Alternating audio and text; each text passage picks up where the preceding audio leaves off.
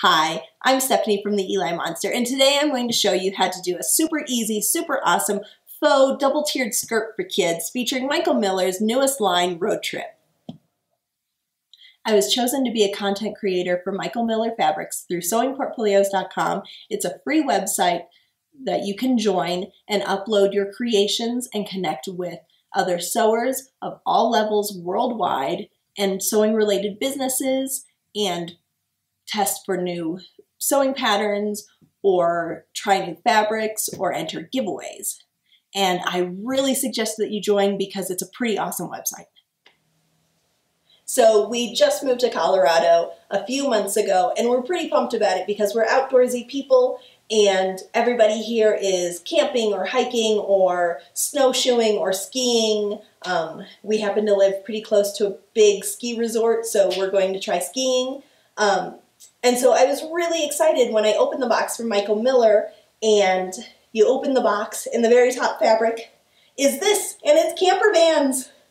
So I knew I had to make something out of it because camper vans, we're like the only people on the block without a camper of some sort. And so this way we can have our own camper.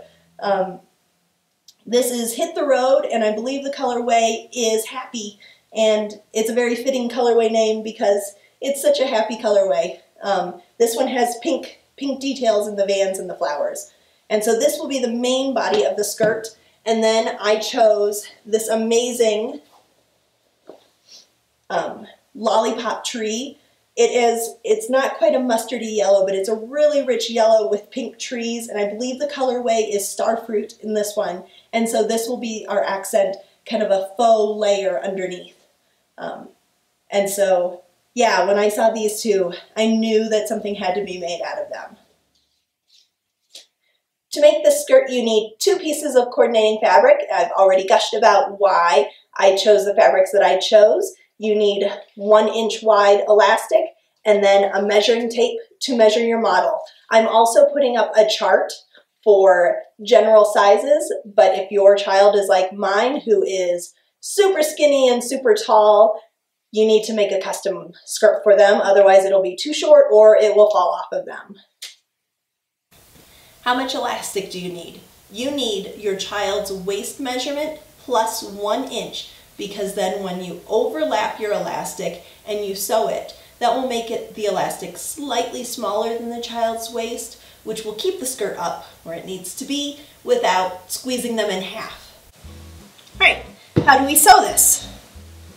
We start by taking the main fabric. We're only going to have 1 seam on this version. If you need to piece it into 2 pieces, then you'll have 2 seams on each side. But for this version, I just have the 1 seam on the one side. And we put them right sides together. And I don't use pins, especially on small projects like this. You just don't really need pins. I think it takes a lot of time that you don't need to waste. And then you sew your side seam.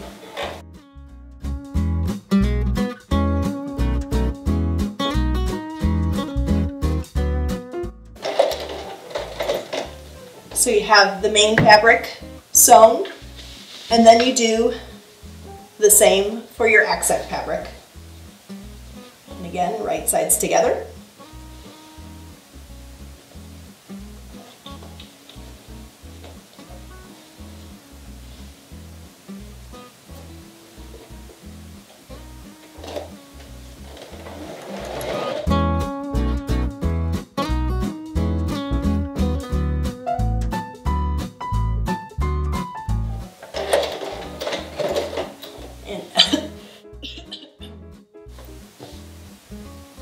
And now that your accent fabric is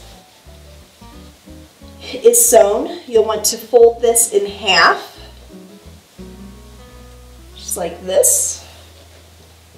And this is a good place to stop and check and make sure that your print is right side up on the outside of your accent fabric, because we don't want upside down campers or trees. In this case, it would be trees. This is just a good place to stop and check and make sure that everything's right side up. So then you have your tube of accent fabric, that's folded, and you can go ahead and press this if you want to press it. I'm going to go ahead and press it. All right, we have our accent fabric right side out and our main fabric inside out. And so what we want to do, since this skirt only has one seam, we want to kind of put the accent fabric inside the main fabric.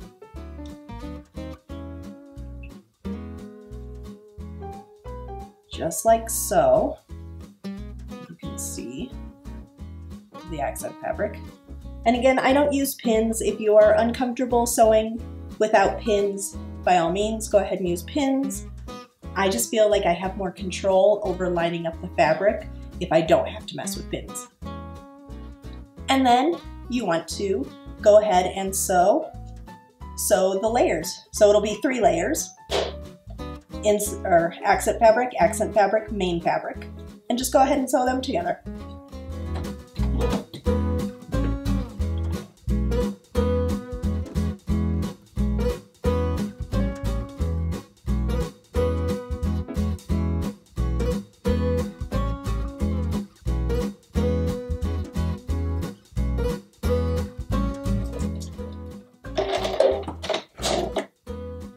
And once you get back around to where you started from, I would go over your stitches just about 1/2 inch or so just to lock those stitches into place.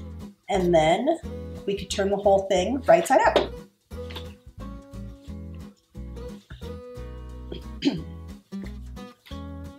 Ultimately, you could leave it like this, but I think that it's just a little bit fancier if we have that little bit of depth from that 1 inch. So I'm going to go ahead and press this with a 1 inch overlap. Let's call it an overlap. So there's 1 inch right there. All right, we are back from pressing our faux layer overlap. And so what you can do, which is optional, you can do a blind hem. I think blind hems are just gorgeous, but you know, some people don't have that sewing machine foot, so I'll just show you a basic hem. So what you want to do is, I can kind of feel where my 2 layers come together, and so I want to use my fingers. I don't pin or anything because it's already pressed, and quilting cotton will stay together. It's not going to slide like some of the silkier fabrics. So what I want to do is I want to use my fingers and just kind of keep an eye on where this edge is and just sew all the way around.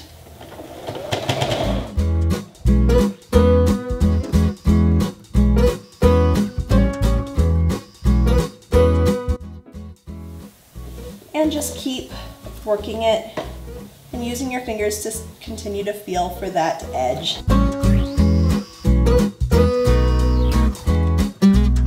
And we're right back to where we were, and you want to overlap those stitches by about 1/2 inch or so. And now you have your faux hem with your 2nd layer underneath. And now it is time to do the casing. And if you had a serger, you could definitely serge all the way around, but some people do not have a serger. So what you'll want to do is, I won't show you this, I'll go over to my ironing board. You'll want to fold this over about 1/4 inch and then 1 1/4 inch. And that will make your casing. And then I'll be right back once mine's all pressed.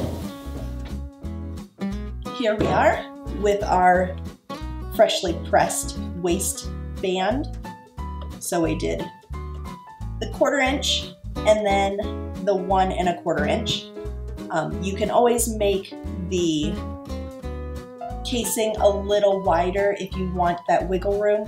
I tend to prefer that my elastic is a little bit more snug in there. I feel like it just doesn't go anywhere as much.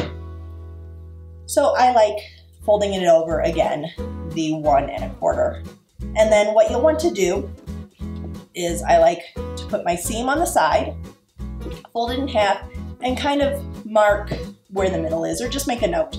So I'm going to say the middle is right here, and then I'm going to start my seam about 1/2 inch away from that middle mark that I've determined, and it doesn't have to be exact. And I'm just going to sew.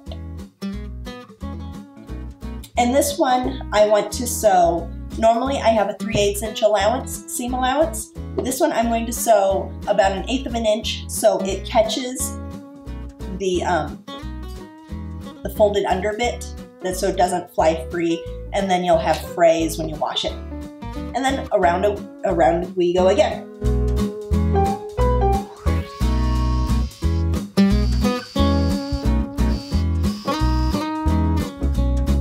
And then I see that we're coming close to where I started my stitch, and you want to leave about a 2-inch opening. I like 2 inches, it gives me a little bit of more workable space. So I'm going to stop. I'll cut my threads. And now we can thread our elastic through it. Now we're ready to put in our elastic.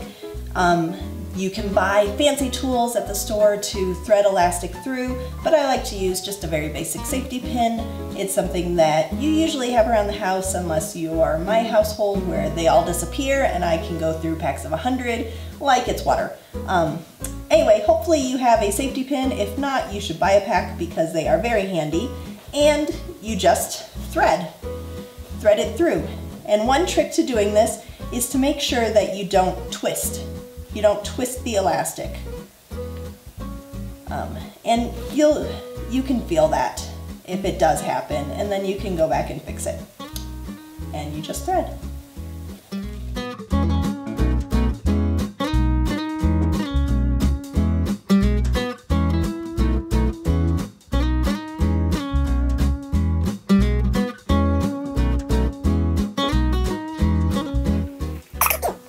And we are right back to where we started, and you can see that I'm pulling it out.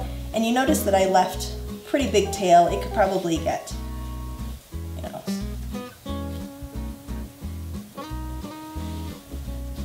And then what we want to do is leaving a pretty decent sized tail on either end will overlap by about 1 inch.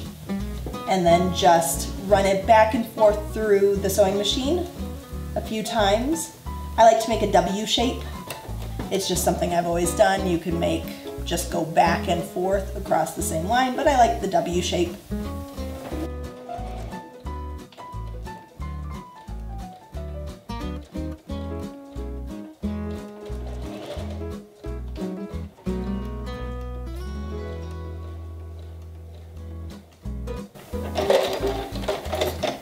Now your elastic is secure, and we'll tuck that into the waistband. So now it's through the waistband. We still don't want it too gathered up at the back end because we'll want to sew this opening closed. If you have a size tag or a brand tag, now is the time. You could just slip it right under this and then sew. And when you sew, you'll want to line up your needle with your previous line of stitches and sew the opening shut.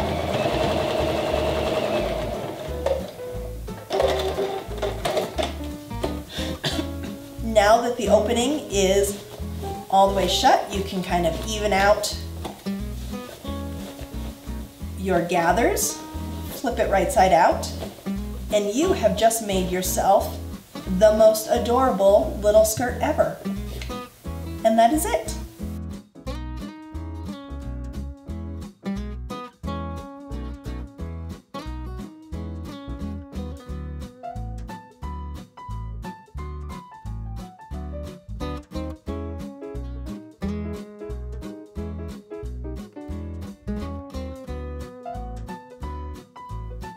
Do you want to win a Fat Quarter bundle of Road Trip?